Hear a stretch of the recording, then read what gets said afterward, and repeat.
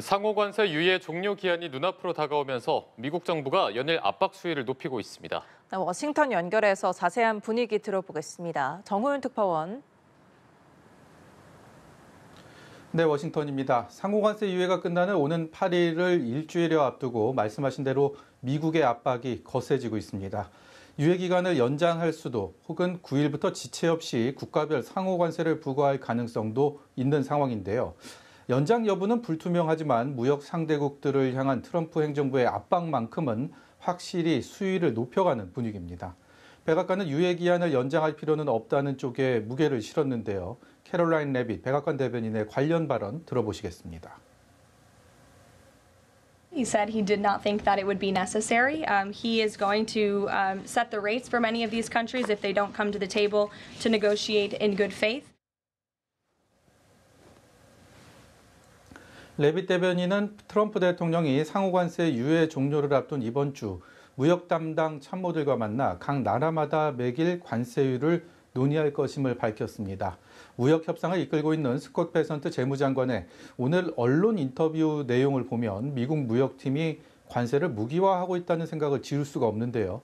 미국과 성실하게 협상에 임해온 나라들도 저항으로 인해 결국 결승선을 넘지 못하게 된다면 4월 2일 이전, 그러니까 미국이 일방적으로 매겨서 발표했던 당시 상호 관세율을 피하지 못할 거라고 경고한 겁니다.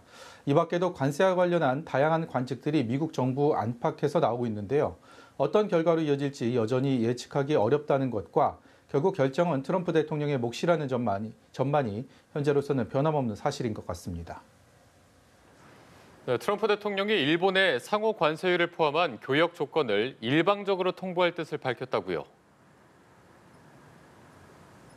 네, 그렇습니다. 전날 트럼프 대통령은 각 국가별로 상호 관세율을 담은 서한을 보내겠다고 공언했었죠. 그 화살이 일본을 향했습니다. 트럼프 대통령이 이 관세 서한을 우선 일본에 보내겠다고 밝힌 건데요. 어제까지도 자동차 분야에서의 무역 불균형을 언급했었는데 오늘은 갑자기 쌀을 입에 올렸습니다. 일본이 쌀 부족 사태를 겪으면서도 미국산 쌀을 수입하지 않는다며 불만을 드러낸 건데요. 자신은 일본을 매우 존중하지만 다른 나라들이 미국에 대해 얼마나 부당하게 하는지를 보여주려 한다고 부연했습니다. 일본이 쌀 시장의 문호를 닫고 협조적인 태도를 보이지 않는다는 판단한 트럼프 대통령이 상호 관세율을 포함한 교역 조건을 일방적으로 통보하겠다고 경고한 것으로 풀이됩니다.